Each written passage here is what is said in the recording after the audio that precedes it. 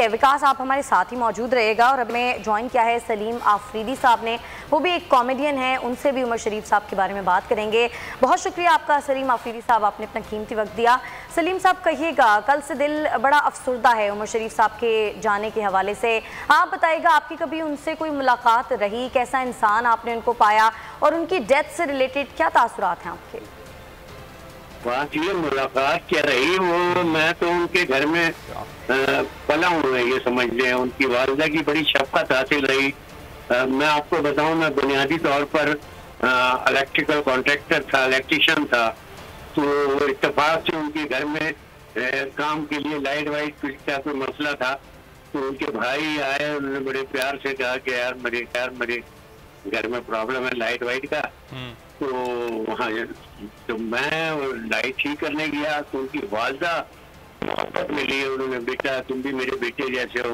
और फिर second time में गया तो फिर लाइट का कोई प्रॉब्लम था, उन्होंने कहा बेटा करके ऐसे बात की, तो बेटा बना लिया। बाद में पता चला कि वो भाई उमर शरीफ की वालदा है। तो मुझे वैसे ही अच्छी लगी थी माशाल्लाह। तो फिर मेरा उनके घर में आना जाना हो गया, बेशुमार मुलाकातें रही, बैठ के रही। और फिर मैं तो फैन था उमर भाई का, आर्टिस्ट तो था, जूनियर ड्रामे करता था। उन्होंने बड़ी उस वक्त बोला कि वालदा ने कहा उमर के साथ काम कर रहा हूँ उमर को। मैंने कहा नहीं माँ, काम सीख रहा हूँ, क्योंकि उमर शरीफ इतने बड़े कॉमेडियन थे। तो मैं ये सोचता है जब वो परफॉर्म कर रहा है और वो इतना कुछ कर रहा है तो मैं क्या कर सकूंगा। तो मैंने काफी अर्सा काम ही नहीं किया। फिर मैंने सीखा, प्रॉपर ड्रामे किए, रिहर्सल की। फिर उन्होंने एक ड्रामा देखा तो उसके गाड़ी में मुझे लेकर रिहर्सल में गए कि ड्रामा करोगे। मैंने कहा आज मैं आया इसलिए हूँ। तो उनके साथ तो बेशुमार यादें हैं, बल्कि उनकी वालदा और उनका रिश्ता जो था इतना करीबी था कि वालदा हर लम्हे उनके लिए दुआएं करती थी और वो वालदा के पैर चूमते थे, पैर धो धो के पीते थे। तो इस तरह के हालात रहे हैं उनके साथ। और फिर काम साथ किया तो फिर मैं बहुत खामोश रहता था, जैसे उनके घर के बच्चे थे, उतना ही रोक था उमर भाई का मेरे पे। लेकिन जब थिएटर करता था तो ड्रामा करना शुरू किया उनके साथ, तो खुलना पड़ा, क्योंकि थिएटर पे स्टेज पे लिहाज। तो शायद मैं वो वाहिद आदमी हूँ कि जिसकी वो जुगते बर्दाश्त भी करते थे। और यानी वही दुनिया को मुतासिर किया उन्होंने, और मुझसे तो बड़ा प्यार किया, बड़ा मान रखते थे। और मैं भी, और आखिरी वक्तों में तो बहुत मेरी इज्जत भी करते थे कि यार ये अलग ही लड़का है, ये सबसे अलग है, क्रिएटर है, और ये सिर्फ मेरी नकल नहीं करता, अपना भी कोई इजाद करता है। तो ये सब बातें उनकी हमेशा याद रहेंगी। सलीम आफरीदी साहब हमारे साथ ही मौजूद रहेगा, सीनियर अदाकार और फनकार और स्टेज का खुद भी बहुत बड़ा नाम है। नसीम विकी साहब हमारे साथ मौजूद हैं। बहुत शुक्रिया नसीम साहब आपके वक्त का। नसीम साहब, आपने और उमर शरीफ साहब ने पड़ोसी मुल्क भारत में भी बहुत काम किया है, कोई यादें शेयर करना चाहेंगे भारत की? इन्ना लिल्लाहि व इन्ना इलैहि राजिऊन। अल्लाह ताला उमर भाई को जन्नत के आला मुकाम अता फरमाए। बहुत शफीक इंसान थे और बहुत बड़े फनकार थे। मतलब उनके फनकार के जो कद होने का अंदाजा हमारे जैसे लोग तो नहीं लगा सकते कि जिस तरह से अल्लाह ताला ने उनको नवाजा हुआ था और जिस मुकाम पर वो थे और जिस मुकाम से वो गए हैं, यहाँ तक पहुँचना एक आम आदमी के बस की बात ही नहीं होती। वो एक स्पेशल पैकेज लेकर दुनिया में आए थे और उन्होंने आके उसको मनवाया भी, ना सिर्फ अपना लोगों को, सारे लोगों को हंसाना सिखाया भी। तो कोई भी फील्ड हो, चाहे फिल्म हो या टीवी हो या स्टेज हो या स्टैंड अप कॉमेडी हो या कैसेट की दुनिया हो या निजी महफिल हो, मतलब उमर भाई का कुछ हानि मिलता ही नहीं है। जो कुछ उन्होंने किया, जिस कंटेंट पे, जिस मौजू पे हंसाया, ये आम बंदे की बस की बात नहीं होती। जहां तक बंदे की सोच नहीं जाती वहां से जाके उन्होंने काम शुरू किया। तो बाकी जो हिंदुस्तान में जाके भी उन्होंने काम किया, वो तो उन्होंने एक छोटी सी अपनी झलक दिखलाई थी। वहां तो जाकर उतना काम किया नहीं जितना काम उनके पास था। उस छोटी सी झलक ने अपना गर्विदा बना लिया था। तो वहां पर जाके तो अभी उन्होंने इतना काम किया ही नहीं, इतना कुछ दिखाया ही नहीं। तो ये छोटा सा काम था जिसने मतलब उमर भाई को उस मुकाम पे पहुंचा दिया कि वहाँ के जो सारे स्टार हैं जो एक एक जगह पे काम करते हैं, अलग अलग फिल्मों में काम करते हैं, तो एक ही हॉल में बैठ के वो सारे रहे थे। तो ये किसके हिस्से में आती बात, किसके नसीब में आती बात? इतने फनकारों को मिलना, वो सारे एक दूसरे के साथ मतलब कई कई सालों से आपस में काम नहीं करते, तो सारे मिलके उमर भाई को देख रहे थे, तो ये क्रेडिट जो था ये भी उन्हीं को जाता था। फिर इस मुल्क के अंदर उमर शरीफ का पैदा होना इंडियन एक्टर के लिए हसरत था कि वो हमारे हिंदुस्तान में क्यों नहीं पैदा हुए, तो उनकी ये हसरत थी।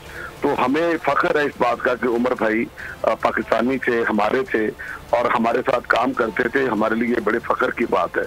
तो मेरा उनके साथ तकरीबन जो इकट्ठा गुजरा था, हमने बाहर के मुल्कों के भी दौरे किए, लाहौर थिएटर लाहौर में बहुत काम किया। उनकी आंखें जो थी, उनके दिमाग के जो था, बंदे को स्कैन बड़ा अच्छा कर लेते थे, देख के बता देते थे। जैसा अभी मैं सुन रहा था, सलीम भाई बता रहे थे कि वो अपना सिखाते बहुत अच्छा थे। मैं जब उनके घर गया तो उनकी माँ ने वो हर तरह के मतलब रोल जो थे ना जिंदगी के बड़े आला करते थे। मतलब घर के अंदर अगर वो उमर भाई बेटा थे तो मतलब आपको लगेगा कि यार ऐसा बेटा होना भी एक फख्र की बात है, ऐसा शौहर होना भी एक फख्र की बात है, ऐसा बाप होना भी एक फख्र की बात है। जो चीजें उन्होंने अपनी की थी। तो बाकी एक चैप्टर, एक बाप ऐसा खत्म हुआ है जिसका खिलाफ बहुत ही मुश्किल से, मतलब मेरा तो नहीं ख्याल कि कभी पूरा होगा, लेकिन अल्लाह के कामों में कोई बोल नहीं सकता कि वो कभी भी कुछ भी हो सकता है, लेकिन हमारी अकल यहाँ पर आके खत्म हो जाती है। तो उमर भाई ऐसा फिर इंसान बहुत अच्छे थे हमारे, मैंने जो उनका देखा है, इंसान ऐसे थे कि उनके हाथ में अल्लाह ताला ने इतनी वुसअत दी हुई थी गरीबों के लिए कि कभी मैंने उनको पैसे गिन कर नहीं देते देखा, जो हाथ में है दे दिया उन्होंने, और उनको कभी बाद में पछताते नहीं देखा, और उनको दे के फिर उसके बाद यही अपना सोचते देखा कि यार पता नहीं उसको कितनी जरूरत थी, मैंने पता नहीं उसका पूरा भी किया नहीं किया। मतलब इस तरह के इंसान। और फिर दूसरा ये कि बंदे को देख के ये भी कह देते थे, इसकी कैपेसिटी कितनी, कहाँ तक जाएगा ये, कितनी। बिल्कुल। चलिए सलीम आफरीदी साहब भी साथ ही मौजूद है। सलीम आफरीदी साहब, आपका ज़ाहिर के घर में भी बहुत ज्यादा आना जाना था, कोई ऐसा वाकया, कोई ऐसी याद, कोई ऐसा जुमला जो आपको उमर शरीफ साहब का बहुत याद हो आज तक? भाई उनकी वालदा उनके बचपन के किस्से सुनाती थी, और जिस कदर गुर्बत में उन्होंने आँख खोली, एक मजदूर के घर पैदा हुए और फिर उन्होंने खुद भी काम किए, यानी बचपन से ही वो, अभी पिछले दिनों एक साहब से मुलाकात हुई, उनकी फैक्ट्री लूमो की फैक्ट्री थी और वो उसमें जॉब करते थे। तो फिर उसके बाद जोबली सिनेमा में फिल्में देखना, और अम्मा बताती हैं बचपन से ही जुगतबाज था और पूरे मोहल्ले में मशहूर था। 8-9 साल वो एक किस्सा उन्होंने सुनाया कि एक दफा वो कपड़े पहने हुए थे तो शर्ट पहनी हुई थी, नीचे से बनियान झांक रही थी, लंबी थी। तो किसी ने पूछा उमर तुम्हारी तो बनियान नीचे आ रही है और शर्ट ऊपर खत्म हो गई, तो कहने लगे बनियान पहले पैदा हुई थी, शर्ट बाद में हुई थी। तो बचपन से ही इतने रहीम थे, ऐसा आदमी शायद दुनिया में देखने को कम ही मिले। वो एक वक्त में 4 काम कर रहे होते थे, एक तो डायलेक्ट बोलना, सोचना, इर्द गिर्द के माहौल पे नजर रखना, और फिर वो सारे मजमूई सूरत-ए-हाल। तो ऐसा बर्दाश्त का, ऐसा पक्का, उन्हें जो मिलता था उनका हमेशा उसका नाम, मुकाम, काम याद रहता था। ये बहुत बड़ी बात है, ये चंद लोगों में ये खुसूसियात होती हैं, और मैं समझता हूँ कराची पाकिस्तान में चंद ही अफराद होंगे जिनकी इतनी पक्की याददाश्त होगी, इतनी ऑब्जर्वेशन, एक एक बात, बचपन की एक एक बात उन्हें, और रात रात भर बैठे रहते थे। ये नसीम विक्की भी हैं माशाल्लाह, मुझे पता है कि ये लाहौर में पहले शागिर्द थे, बाकायदा पढ़े लिखे भी है, और जो उमर भाई के अंग में ढल गए और उमर भाई को बहुत सपोर्ट की इन्होंने। जैसे हम यहाँ कराची में सपोर्टिंग एक्टर थे, तो उमर भाई को ये नसीम विक्की ने भी पूरा समझा, पूरा साथ दिया लाहौर में, और उन्हीं के साथ ही इस्टेब्लिश हुए। और बेशुमार सैकड़ों फनकार हैं हिंदुस्तान में, जिस तरफ जाओ। और हिंदुस्तान की मैं बात बताऊं, पाकिस्तानी होने का जज्बा इतना उनमें था कि हिंदुस्तान गए बगैर किस्तों के बाद तो उनके पास प्रोड्यूसर्स की, डायरेक्टर्स की, सब्सक्राइब करें और बेल दबाएं ताकि कोई खबर रह न जाए।